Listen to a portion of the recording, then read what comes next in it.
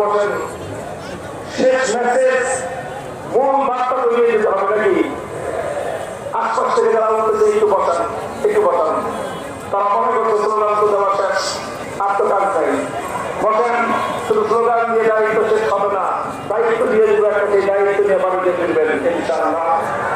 মোহতারাম হাজিরিন, আমি বায়াতুল ইসলামের আলোচনা উঠিয়েছি এই জন্য, বায়াতুল ইসলাম কেন সংগঠিত হয়েছে আমরা জানি।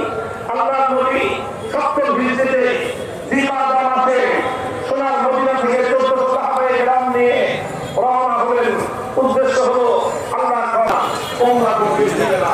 লম্বা ইতিহাস, আল্লাহর নবী বলেছিলেন, আজ মক্কাওয়ালা এমন যে কোনো করবে যে কথার মধ্যে আল্লাহর ঘর বাইতুল্লাহ শরীফের সম্মান করতে হবে। আল্লাহ আমাকে বললেন, দায়িত্ব দিলেন মুসলমান মক্কা শরীফে যাও।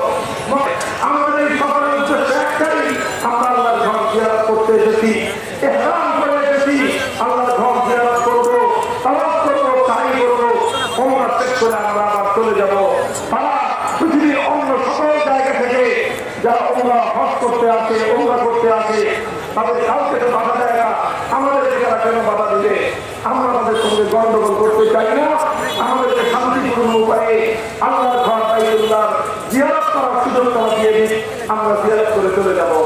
হযরত উসমান রাদিয়াল্লাহু তাআলা আনহু মক্কার কুরাইশদের সঙ্গে আলোচনা চলে যাও, আমরা তোমাকে বাধা দেব না, কিন্তু আমরা তোমাদের